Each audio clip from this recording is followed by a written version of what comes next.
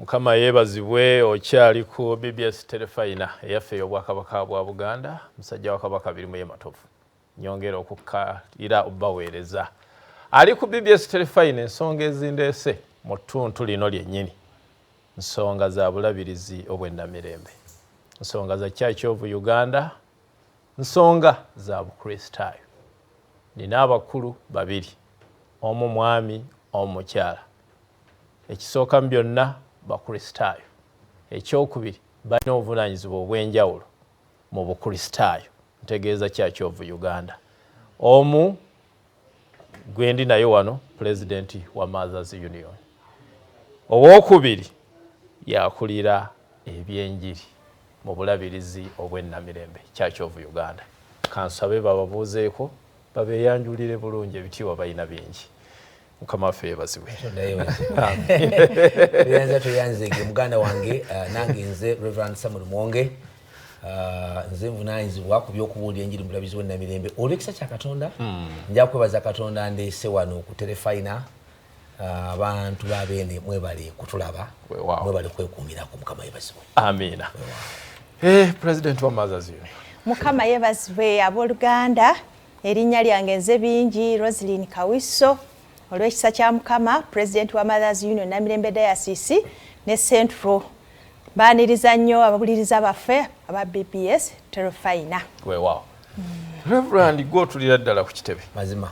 Ensonga ekuleese ttuntu ate ne Mothers Union maama n'otamulekayo ate olubadde mama makamba ebifa mu lutikku. Namirembe awuma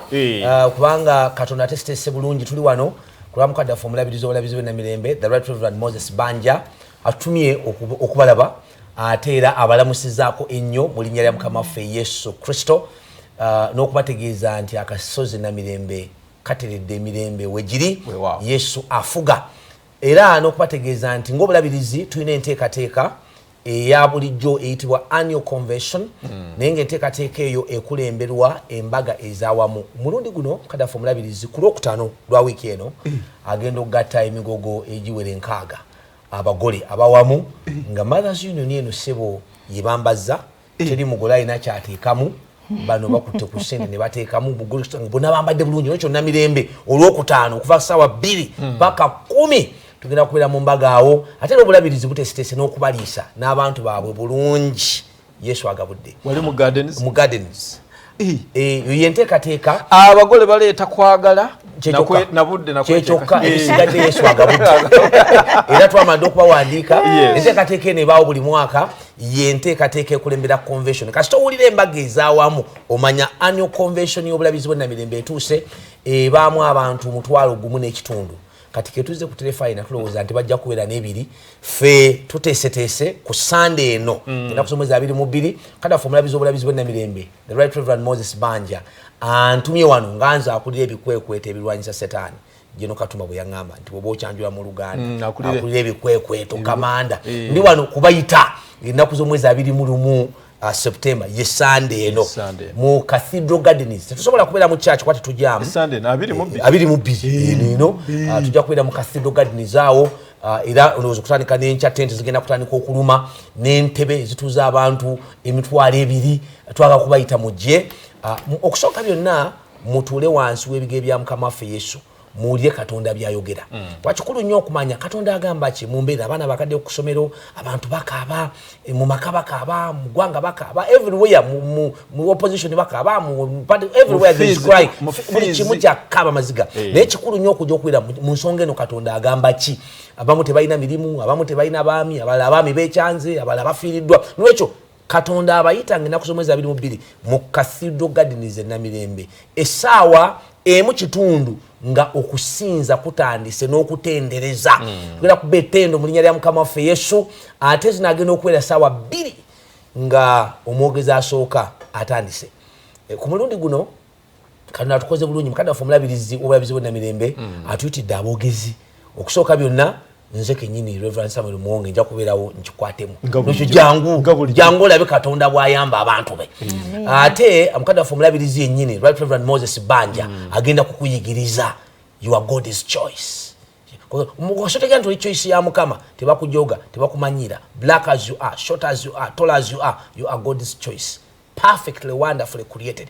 oyo ye mwogezi agendo sosotola ekyo ate mukaddafu omulabirizi atuyitidde the right reverend Onesimus Asimwe mwabayitako kasozi kabayive Makerere mwe bayitanga Uncle O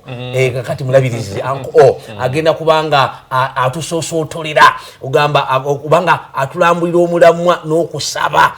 ate kusaawa musanvu zennyini omulabirizi agamba nti Yesu bwe yasinkananga abantu yabaliisanga omubiri n'omwoyo kati saa musanvu kya misana free food free drinks niwe mantawona enchama Yesu agabudde ye Yesu agabudde n'ekyo sawa ziwera musanvu lunch nga abayimbi bakuyimbira tulina buli kikacha kwaya tukirina ezikuba ebidongo ezimba solofa sawa musanvu paka 8 tugenda kubanga bwe tulya bwe tufuna ku nyimba sibagamba atenzalusa zinkuba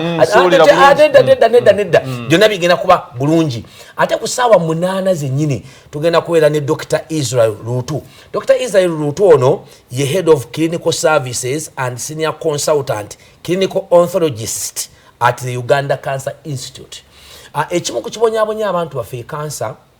owebika byonna akati ng'obulabirizi tukwataganye ne Mulago Hospital ne Mengo Hospital. Mengo Hospital egenda kukola ku ndwadde endala zonna bagenda kebera buli kika kya bulwadde bakuwe n'obujjanjabi obusooka kyokka ate aba kansa bo bagenda kebera buli kika kya kansa emmotoka zigenda kubeera waawo eddwaliro lyonna ligenda kutuulaawo kyenkusaba gwe ali eyo jangu Namirembe 1 services za bwereere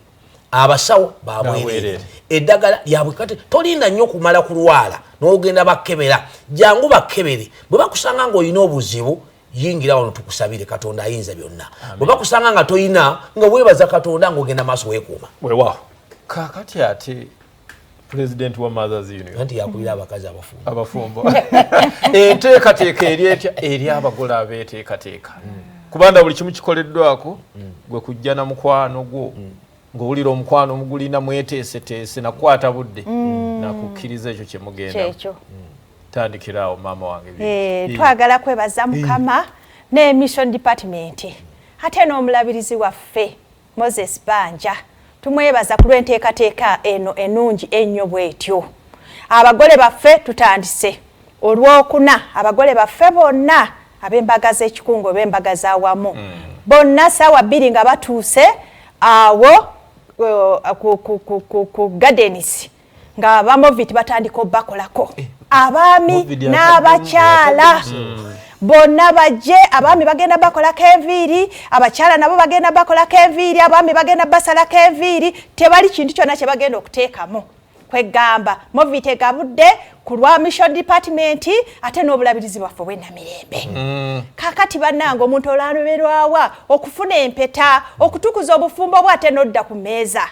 n'otendereza Mukama Katonda wo twagala kwebaza bonna abateeseteese bulungi nkunga abakyala aba Mothers Union mwenna mubeerewo ku mbaga abakyala ba CWF mwenna mubeereko ku mbaga abaami aba Fathers Union abaami ba Women's Fellowship mwenna mbayise mbakunze mwenna mubeerewo ku mbaga kubanga embaga ezo ziteekateekeddwa fenna wamu ebibiina byaffe byonna ebya Namirembe Diocese Namirembe Diocese tukolera wamu tewali byakusosola era tutambulira wamu kale tubasabye mwenna mubeerewo mu bungi kubanga abantu abateeseteese bulungi Mukama yeebazibwe.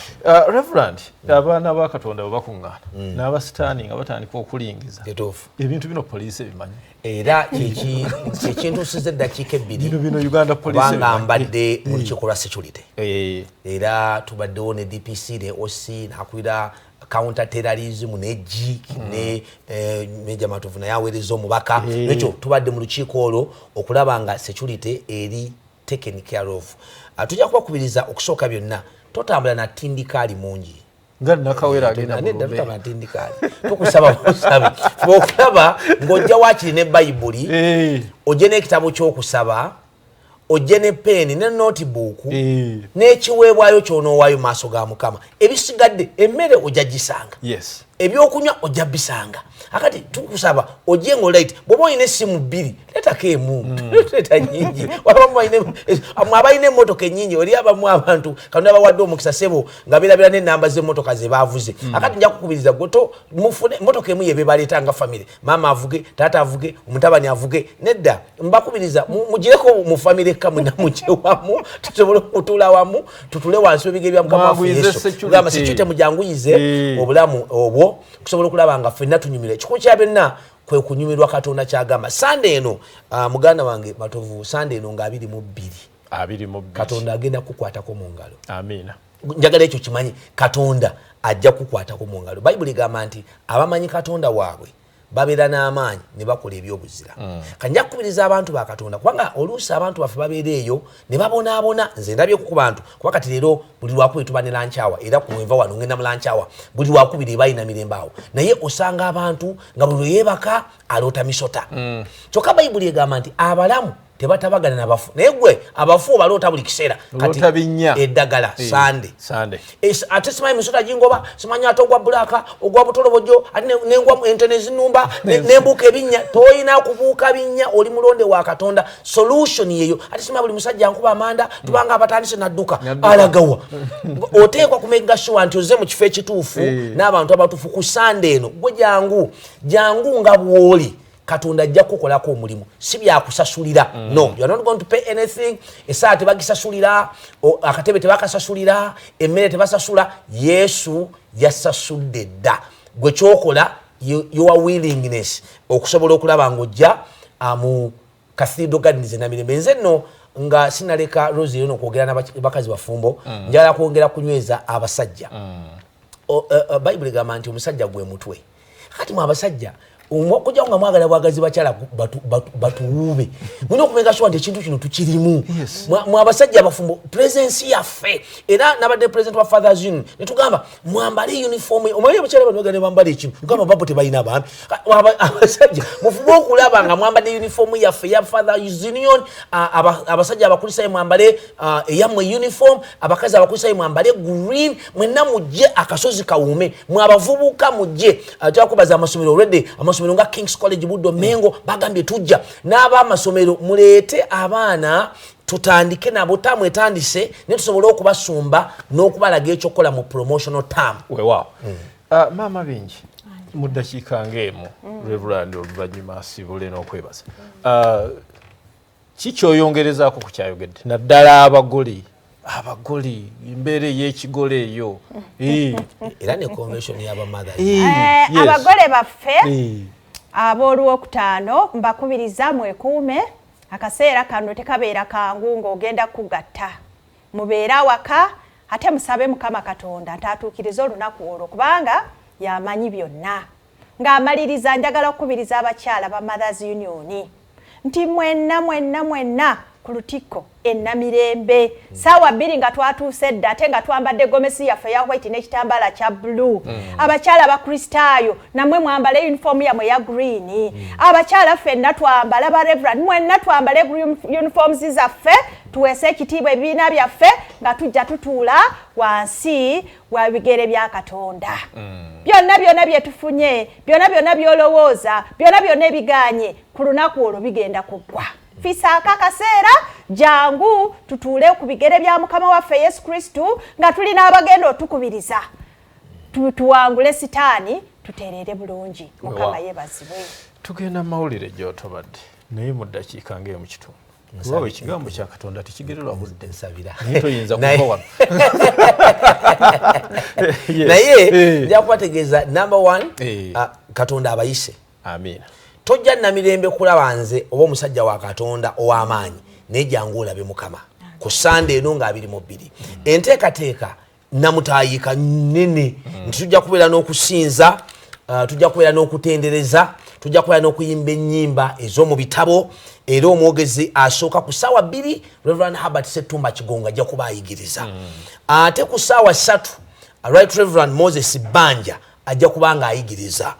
ate ku ssaawa 4:4 Right Reverend Onesimus Asimwe ajja kuba ayigiriza olowooza awo nkikwatemu ng'amaliriza tugende mu lanchi yabwerere totika mmere totika byakunywa Yesu agabudde ate bwe tunaamala ekyo tuweeye ekiweebwayo ekya Mukama olwo ku ssaawa 8 n'eddakiika 5 kyoke tugende ewa Dr. Israel Rutu okutuyigiriza bwe tuyinza okwekuuma n'okwekengera n'okuwona kansa kyokka ebyo nanga bigenda mu maaso eri abasawo bajja kubanga bagenda mu maaso n'okebera abantu n'okubawa obujjanjabi mbakubiriza abali ewala yonna oluusi tugenda mu malwaliro eno abasawo ne babeera bazibu abasawo ne batatuyamba but this time obulabizi bw'ennamirembe enteekateeka bugiteese wano kyokka ne Mengo Hospital endwadde endala zonna gwe kozesa omukisa guno omanyi mukulu nga maliriza tewali kirumanga mukisa gw'ofiiriddwa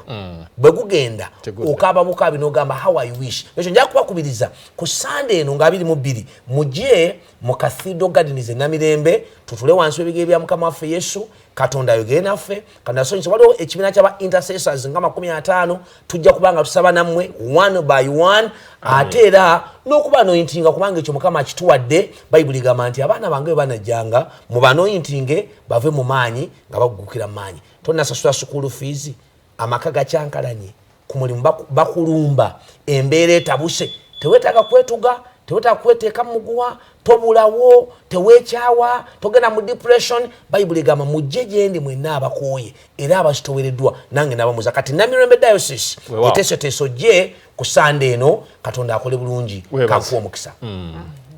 Katonda wa Isaka Yakobo ne Ibrahim Katonda ange nkwebaza kubanga oli Katonda nkwebaza olwa buli musajja n'omukazi abatulaba ku Terefayina nkwebaza olwa buli presenter abeera wano ku presentinga nkwebaza olwa buli sponsor nkwebaza n'olwa beene Mukama tusabye oyongere okubawo omukisa tusabidde enteekateeka za Terefayina ziwo omukisa ozisanyuse tusabidde ba sponsor abateeka sente mu program eno bawo omukisa Mukama tusabidde abaana bo abanaava ebule n'ebweya nga bajja ku Sunday Namirembe bawe Johnny Masses niyo okusinga bina Mukama nga bazze Namirembe okukolaba ku Sunday buli anajja akulabe kale omukisa gwa Katonda ayinza byonna kitaffe omwana n'omwe mutukuvu gubere kumwe kulamu mu maka gammwe ku nteekateeka zammwe gubere ku Uganda gubere ku Buganda nsabe gwe okutuvaako mulinyira kitaffe n'omwana n'omwe mutukuvu amen tusinkanayo ku Sunday Ssaabasajja Kabaka awangaale.